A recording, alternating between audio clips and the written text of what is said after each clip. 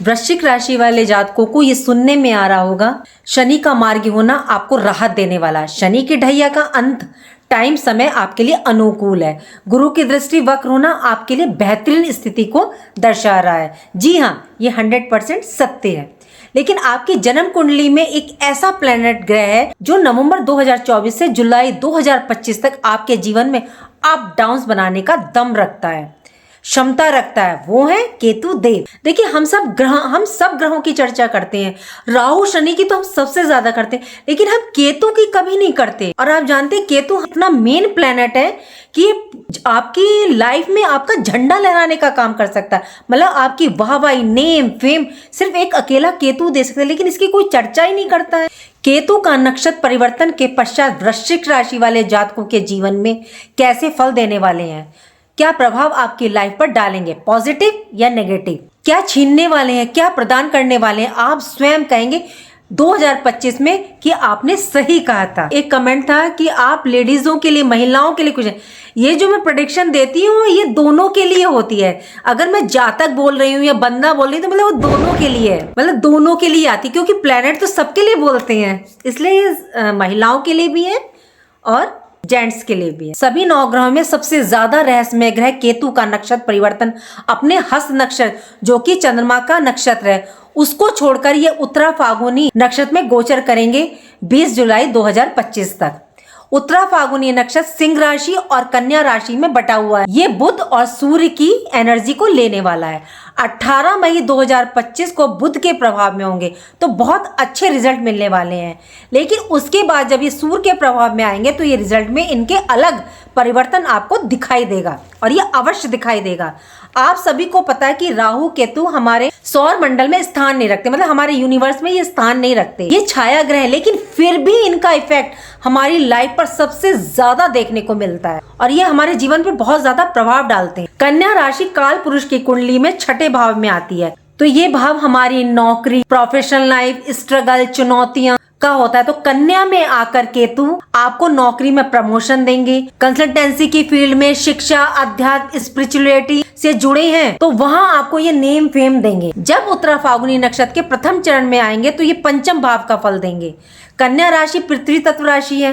केतु मोक्ष यानी मोह, हर चीज से मोह का छूट जाना, इस गोचर का लाभ किन लोगों को देखने को मिलेगा। तो देखिए, जिन पर केतु की दशा, महादशा, अंतरदशा चल रही होगी, क्रिएटिव फील्ड से जुड़े हैं, बैंकर हैं, एस्ट्रोलॉजर हैं, मेडिकल फील्ड से हैं, फाइनेंसर हैं, मीडिया से जुड़े हुए हैं या आप स्पिरिचुअल से जुड़े हुए हैं, उनको इस गोचर में विशेष लाभ देखने को मिलेगा। ये भी बहुत जरूरी है कि आप अपनी कुंडली को देखें कि आपकी अपनी कुंडली में केतु की पोजीशन क्या है। वृश्चिक राशि के जीवन पर इसका क्या प्रभाव देखने को मिलेगा, चलिए जानते हैं। राधे राधे, मैं हूँ नीलू चौधरी। मेरे चैनल ग्रहों की माया में आपका स्वागत है। देखिए, ये जानकारी मैं आपको चंद्र कुंडली के आधार पर दे रही हूँ, क्योंकि यूनिवर्स में जितने भी मेन गोचर होते हैं, मेन प्लैनेट्स के, वो हमारे चंद्र कुंडली पर होते हैं। और ये 4 ग्रह बहुत ही महत्वपूर्ण होते हैं, शनि, गुरु, राहु, केतु, क्योंकि ये लंबे समय तक हमारी राशि पर असर डालते हैं। इसलिए इन 4 ग्रहों का रिजल्ट बहुत ज्यादा देखा जाता है किसी भी कुंडली में। देखिए, केतु राहु से बिल्कुल विपरीत रिजल्ट देते हैं, बिल्कुल अलग फल देते हैं। और ज्योतिष शास्त्र में केतु को एक शुभ ग्रह माना जाता है। केतु का अर्थ है ऊंचाई, बुलंदियों पर ले जाना, और ये ताकत भी रखते हैं आपको ऊंचाई, बुलंदियों तक ले जाने की। केतु जिस भाव में बैठते हैं उस भाव से संबंधित आपको डिटैच करवा देते हैं। केतु मोक्ष का कारक माना जाता है, आकस्मिक घटनाओं का कारक माने जाते हैं। केतु त्याग के, डिटैचमेंट के, अलगाव के कारक होते हैं। केतु आध्यात्मिक, धर्म के कारक होते हैं। जिनकी पत्री में गुरु का केतु से संबंध या शुक्र केतु का संबंध, या गोचर में गुरु और शुक्र की राशि में गोचर कर रहे होंगे, या दृष्टि केतु पर पड़ रही होगी, तो वे जीवन में सब कुछ प्राप्त करते हैं। मतलब जिनको पाने की उनको इच्छा होती है वह उनकी पूर्ण करते हैं केतु देव। जब केतु अशुभ अवस्था में होते हैं तो ये काफी परेशानी देने का काम करते हैं, आपको काफी परेशानियों का सामना करना पड़ता है। अब आप पहचानेंगे कैसे कि केतु आपकी पत्री में अशुभ अवस्था में है। तो देखिए, आपको स्किन, चर्म रोग प्रॉब्लम, यूरिन इन्फेक्शन, या आपकी ऐसी बीमारी जो डॉक्टर पकड़ ही नहीं पा रहा है, संतान उत्पत्ति में बाधा, नसों की प्रॉब्लम, सिर के बाल का उड़ जाना, रीढ़ की हड्डी में प्रॉब्लम, या बॉडी के किसी भी पार्ट में औजार का लग जाना, ऑपरेशन का होना, ये सब केतु से होता है। कुत्ते का काटना, सर्प का काटना, किसी भी दवाई का रिएक्शन हो जाना। केतु पुत्र प्राप्ति के भी कारक है। अशुभ केतु आपको बुढ़ापे में वृद्धा आश्रम में समय निकलवाता है। मतलब अपनी संतान का आपको सुख नहीं प्राप्त हो पाता, नौकरी का लंबे समय तक ना लगना, आपको भलाई ना मिलना, या जॉब में कार्य क्षेत्र में आप पे आरोप लगना, तो समझ लीजिए आपका केतु डेफिनेटली रिजल्ट खराब दे रहा है, आपका केतु खराब है। ये वृश्चिक राशि वाले जातकों की कुंडली है। केतु का गोचर आपकी कुंडली के 11th हाउस एकादश भाव में है। ये आपकी इनकम का भाव है, आपके अचीवमेंट, आपके गेन्स, फ्रेंड्स, सोशल सर्कल, आपकी इच्छा पूर्ति का भाव है।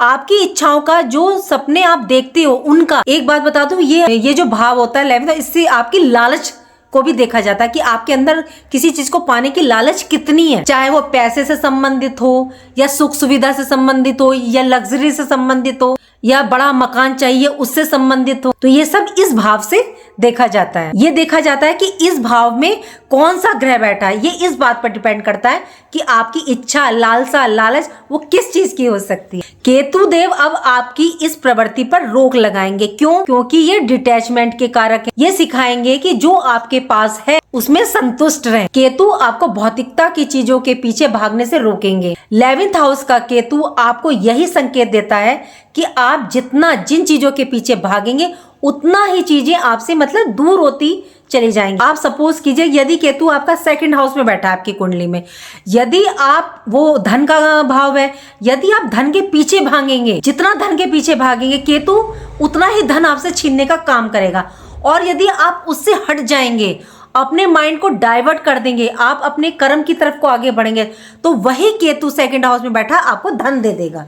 ये केतु का स्वभाव है। ज्योतिष शास्त्र का ये सिद्धांत है कि कोई ग्रह किस भाव में आपसे क्या चाहता है, आप वह करना शुरू कर दें तो वह ग्रह आपको सब कुछ देने वाला हो। लेकिन केतु के केस में अलग है। जिस दिन आप उस भाव से रिलेटेड चीजों से मोह छोड़ देंगे, उसके पीछे भागना छोड़ देंगे, जहाँ केतु देव विराजमान है, तो केतु आपको वह सभी चीजें अचानक से मतलब प्राप्त करवा देगा, वो आपको दे देंगे। 11th हाउस आपकी इच्छा पूर्ति, केतु मोक्ष के कारक। मोक्ष का अर्थ है इच्छाओं की तृप्ति हो जाना। यदि आपने 11th हाउस में गोचर कर रहे केतु के इस सिद्धांत को समझ लिया कि जो है उससे खुश और संतुष्ट रहना है, जो नहीं है उसे छोड़ो, उसकी चिंता फिक्र मत करो, तो फिर देखिए आप केतु महाराज का मिरेकल, चमत्कार, यही केतु आपको वह सब कुछ दे देंगे जो आप पाना चाहते हैं, जो आपके गोल हैं। आप यकीन मानिए, जिस दिन आप किसी चीज के पीछे भागना बंद कर देंगे, अचानक से मतलब वह चीज आपको मिल जाएगी, आपकी इच्छा की पूर्ति हो जाएगी, आपका कर्म सिद्ध हो जाएगा। केतु की 5th दृष्टि आपके 3rd हाउस पर पड़ेगी। 3rd हाउस यात्राएं, टूर एंड ट्रेवल, केतु यात्राएं बहुत करवाते हैं।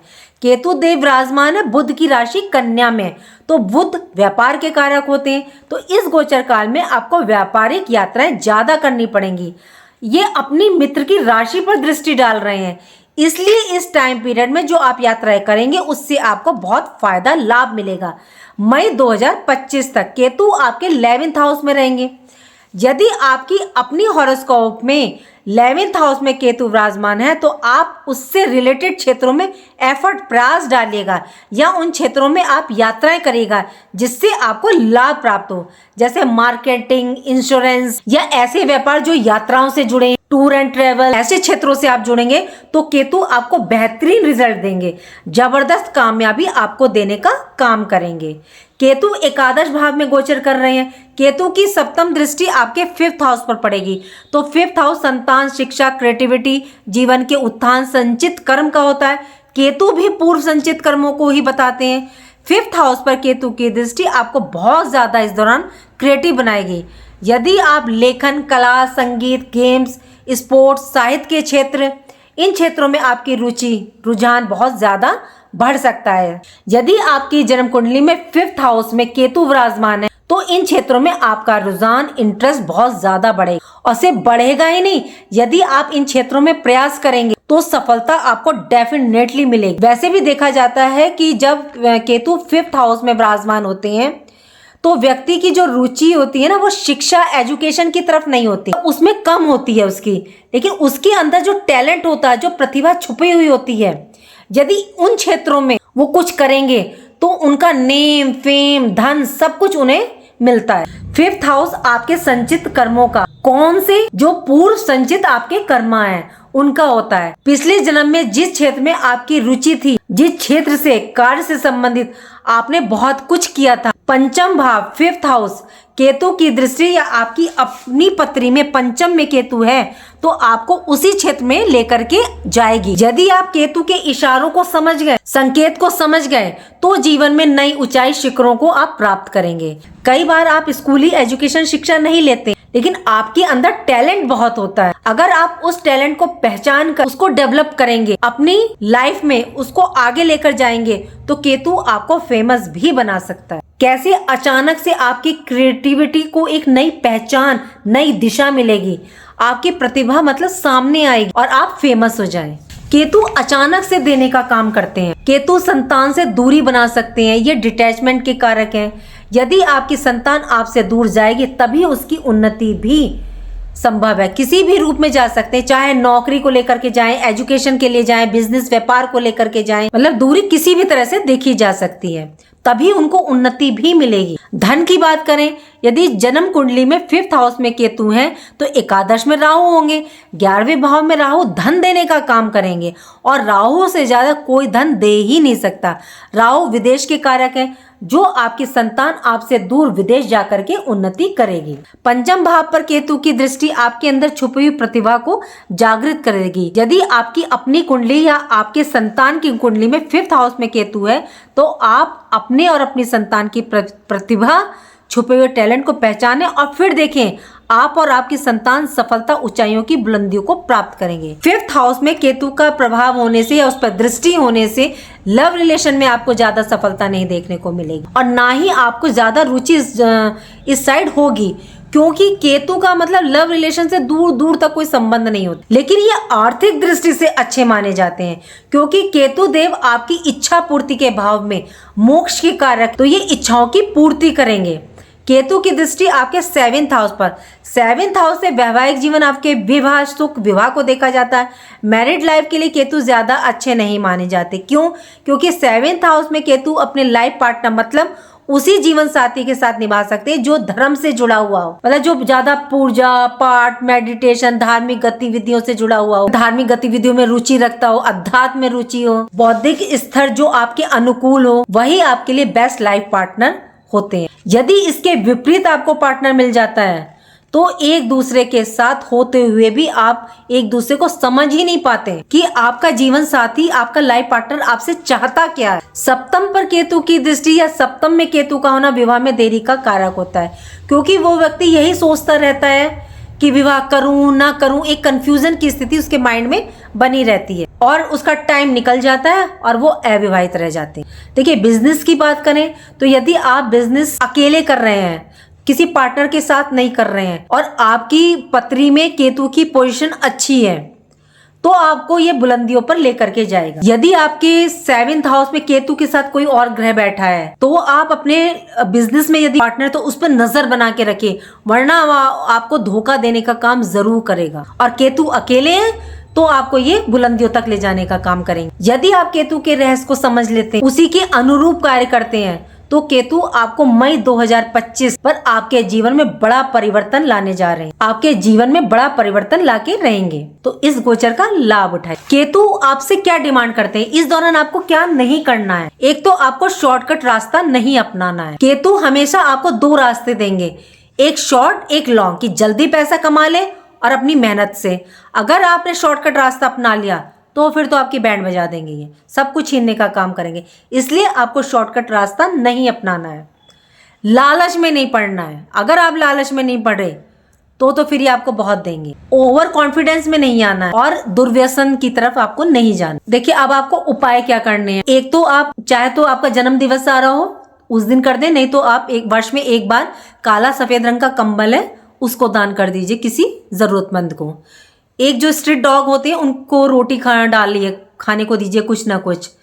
और यदि आपके घर के आसपास कोई बहता हुआ पानी हो, तालाब हो, तो वहाँ पे मछलियों को जाके आटे की छोटी छोटी गोलियां बना के दीजिए। और अगर कहीं धर्म स्थान है तो वहाँ जाकर के केले रख के आइए बृहस्पति के दिन। लगातार कर सकते हैं तो ठीक है, नहीं तो कम से कम थर्सडे बृहस्पति के दिन तो रख के आइए।